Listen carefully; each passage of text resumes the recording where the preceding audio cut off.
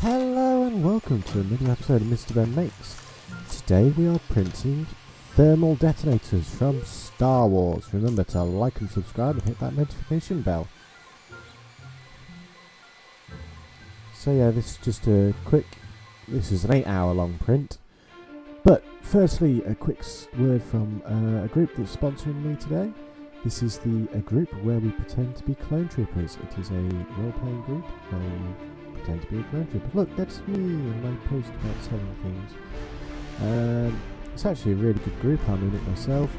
Some amazing artwork, some memes, it's brilliant, the missions. So yeah, I think if you guys like Star Wars and want to be a clone trooper, give it a check. That's the final first. It's interesting. Anyway, back to the video. So this is just the end of the print now. Almost. I can't remember when this was actually. No. But yeah, like I said, it was an 8-hour long print. Now we're near the end. So just the last few bits. That's my new magnetic bed, you can see there. It's so much easier than the glass one to use. I literally just lift it off and the items pop straight off. It's amazing. Got it for Christmas off my mother-in-law, so thank you, Susan.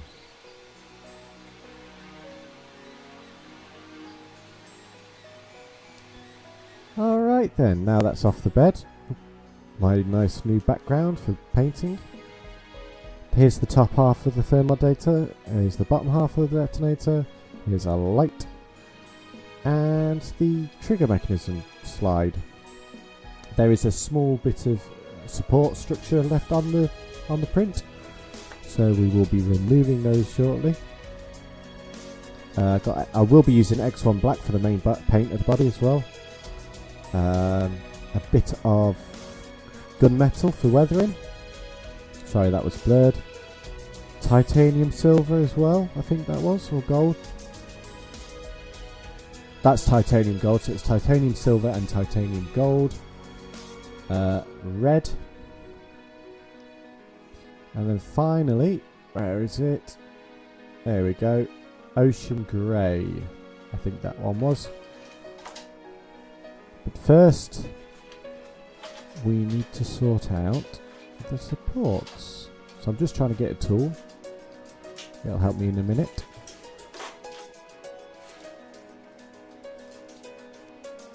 So yes, anyway, that was it. I was sorting the lights out, but first we need to remove all of these support materials.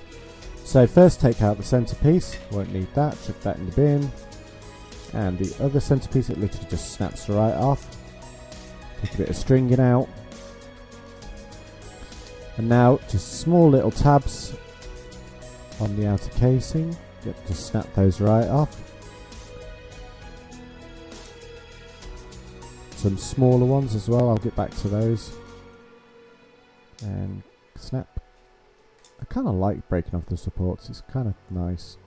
Just a little one right there. And another little one. They were a little bit small for my fingers, so I had to get a little tool in to help. And there we go, that's the top half done. And now the bottom half. What I'm actually trying to do here is snap the outer support and an inner ring that was used to hold the two halves together like an idiot. But that was not a problem, as I soon realised. I was like, okay then, I'll just cut it in half here. Come on. There we go. And it just peels off like an apple or an orange. And that's that bit done. That was actually quite nice and easy. And it just, with a bit of effort, come on, snaps together. And I don't need any glue in theory, but I will be using glue anyway because I want to make sure it sticks together quite nicely. It's actually really stiff to get the two halves apart. Rolls around on my build plate, painting bed, whatever, piece of wood. Oh. Yeah, I'll take those two halves apart now. Yeah, just pointing out I'm going to be gluing around that edge. So let's get the black, give it a good shake. Move those two little bits to the side so I don't knock them off or anything. and I'm going to be using a number 6 brush. Nice big thick bristles. Just speed it up now. So the Thermal Detonators is the Star Wars hand grenade. It was used for centuries, and the design never really changes. Slide the top grip thing at the top backwards, or forwards should I say, and it activates the device, making that little red light in the front blink, and you throw it, or using a magnet place half of one on a device, like an engine core for example. It can either be a timed explosive or remote detonator. It's a very versatile little bomb and can pack quite a punch. There was also a version of these called the Droid Poppers during the Clone Wars, where it let out a small EMP field that disabled droids. It was like a non-destructive device that the clones used in built-up areas that they wanted to try and protect civilians. Rebels used them during the war as well. And they were supplied by the Republic. So yeah, it's a less lethal device, but damn bad thing for the droids. And that's pretty much the top half done. I'm just doing a bit of the underside that might be visible.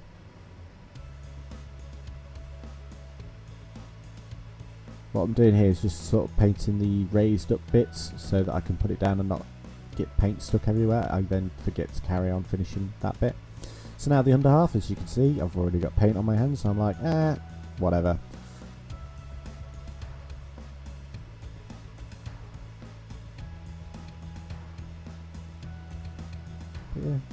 But yeah, I'm going to be using a new technique I'm going to try out later on in the video. Dry brushing. My brother was actually really good at it on the old Warhammer miniatures we used to paint. Me not so much, so we'll see how it goes today.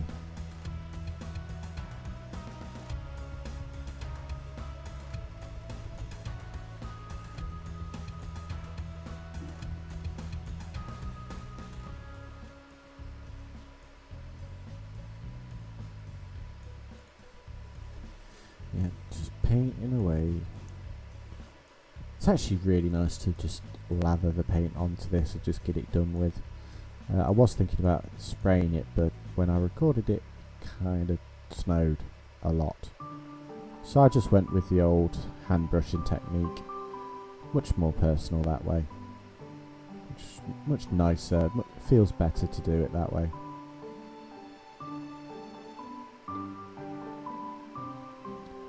The first time you actually see a thermal detonator in Star Wars is Return of the Jedi. Leia, dressed as a bounty hunter after handing over Wookiee, pulls out a thermal detonator and threatens Jabba the Hutt with one.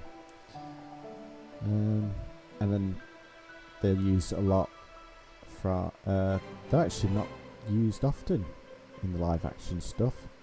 It's mainly in the animated shows that you finally get to see their use. They were a big thing in the video games. There were several versions of it in the recent Star Wars Battlefront 2. Like an improved thermal detonator, stuff like that. Yeah, put that down then. Just checking to see how much black paint I've got left. I've got enough to seal up my paint, make sure it doesn't dry out. Wash your brushes. Always wash your brushes.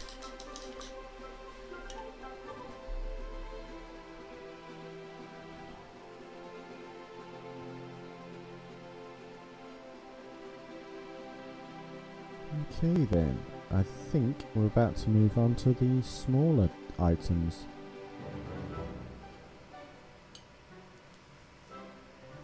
So yeah, pull back the small bite. So this is the thumb grip, and it would, like I said, it would slide back and forth, activating the device. And a small little red indicator light to say it's armed, counting down, whatever. So using another little brush, I think that was the number 3 brush, and the grey. So it's going to stand out a little bit more to the device. Makes it easier to spot. Actually, I quite liked the effect it gave it.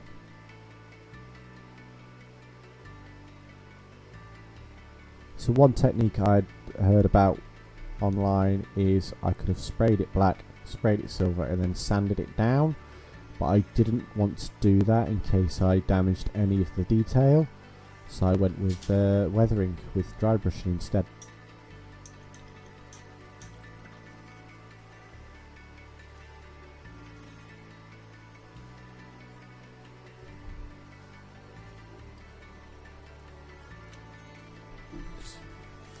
And that's the grey done. Don't need that anymore. I actually ended up doing a bit of detailing off screen and the little grip dots on the top of that. So this is a 3-0 brush. I don't know what that means. I need to look into that. Now for the bit of a red. As I was saying, the little grips on top of that sliding activation device thing. I actually painted those black afterwards just to give them a little bit more detail, make them pop a little bit.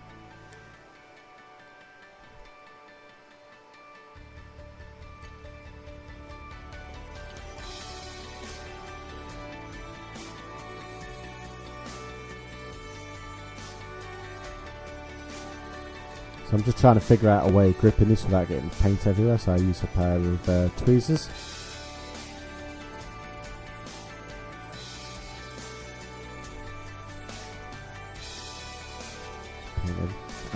I'm not really impressed with the red because you put a bit on and it comes out very thin, so you have to put a second layer on.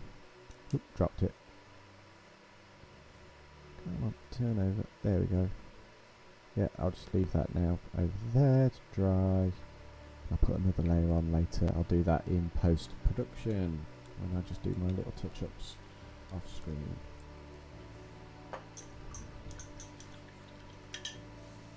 Brush my brushes again. Okay, speed them up now, and I'm going to use do the dry brushing. So I'm going to get the gunmetal first. Giving it a good shake up, and I'm literally just putting a bit on the brush, taking a bit off, and now I'm just dabbing over it quite quickly. And all this does is gives it a very light, thin layer above the black.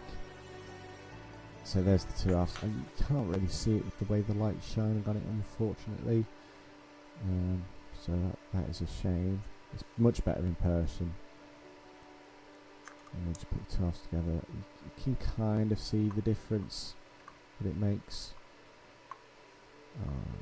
But yeah.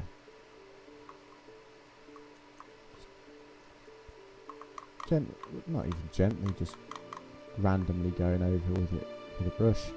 Try and make it look a little worn. But yeah, the reason it's called dry brushing is you don't have a lot of paint left. Oh, just changed the light. Don't have very much paint on your bristles. It's literally like the last dregs of it, sort of thing. And you just go over it randomly, very quickly. And it just makes a nice, thin, broken up layer of paint. See, it's a nice little detail. It just breaks that black up really nice, makes it shine a little.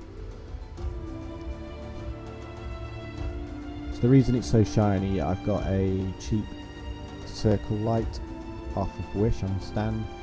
Actually a really good piece of kit.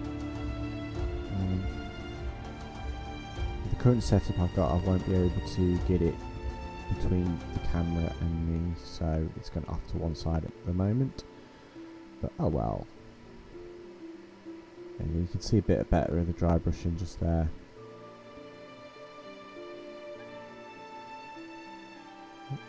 Out of focus again. And that's those two halves done with the gunmetal. Just dry it off a little bit. Seal that up.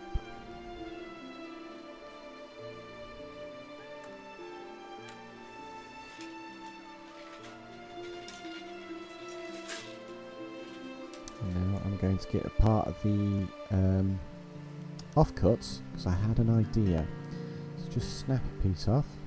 There we go.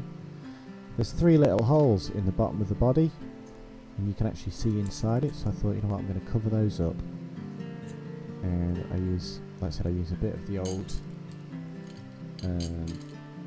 support structure. Big brush, break it up a bit, because I'd used it for gold earlier, hadn't quite dried, cleaned well, and it's gone a bit hard, but oh well.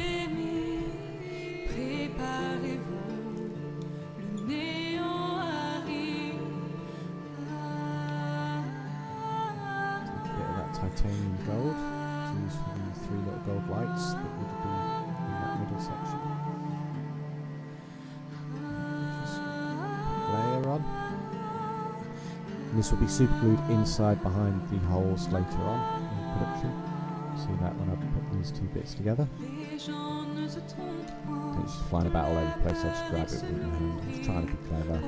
Didn't work. Oops.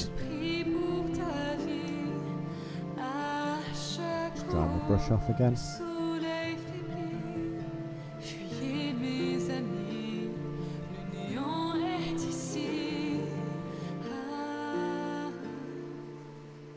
hope you're enjoying the music. It is the Dark Fantasy Studios. It's really good music. I quite like listening to it. Okay then, and now a bit of dry brushing with... no. Okay, so I'm using the gold. Sorry, jumping ahead here. And just inside there. That's right, I've already dry brushed it with the titanium silver just to give it a bit more of a shine on top of the gunmetal. I will be doing that in a moment actually, just on the edges. Throw some bubbles out.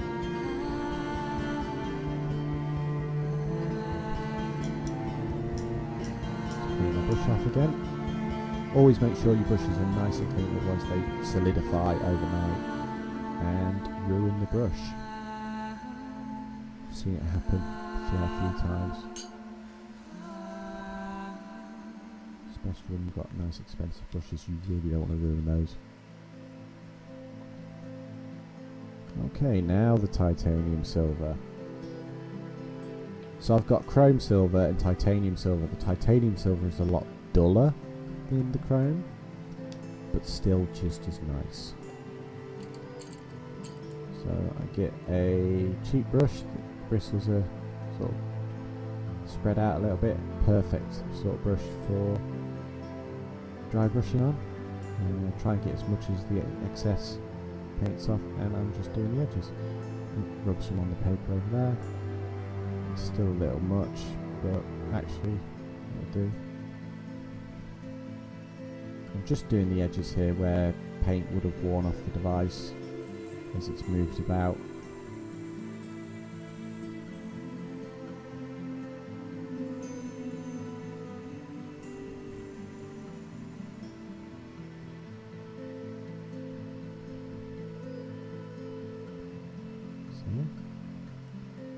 Quite happy with this.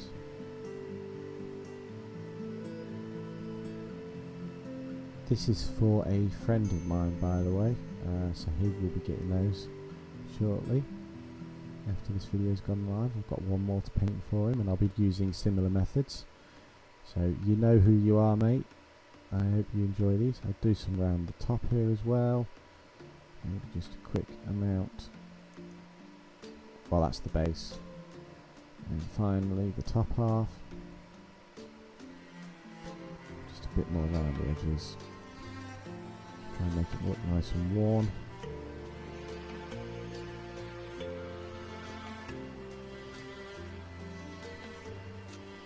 Gotten the dry brushing up actually really well at this point now, getting used to what I'm doing. I'm literally just flicking it all over. Remember to like and subscribe, hit that notification bell, so never miss an upload.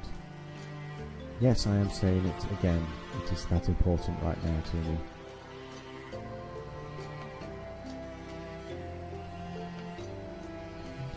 The dry brushing is going really well. Like I said, I was actually really impressed with it, and my friend has seen the process. I've been sending him pictures and he's absolutely loving it. So, dropped it. I do a lot of that in these videos, so feel free to laugh at me in the comments. Okay, that's that bit done. Put that down. Seal up the paint. And there we go.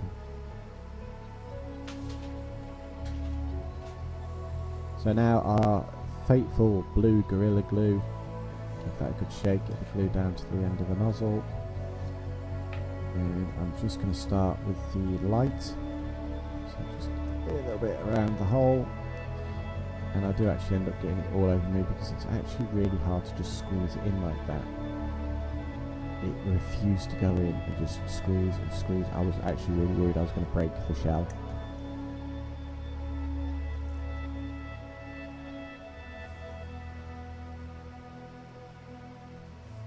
Oh, did it go in? I don't know.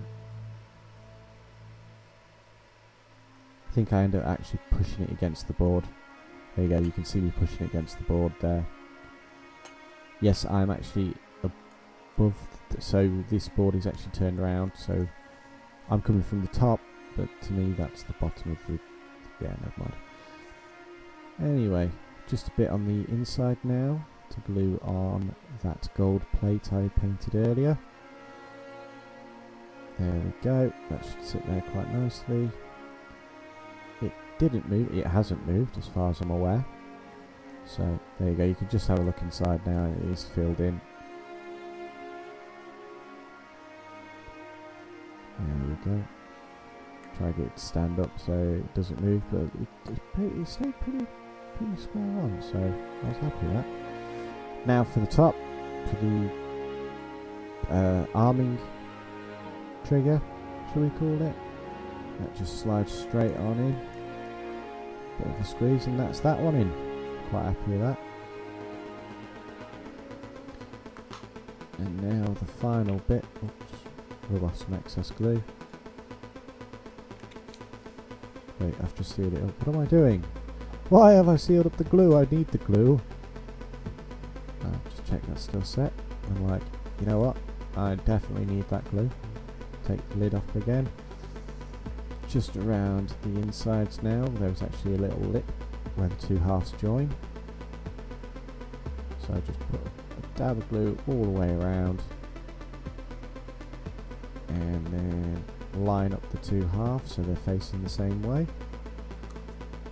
Squeeze with all my might. And click.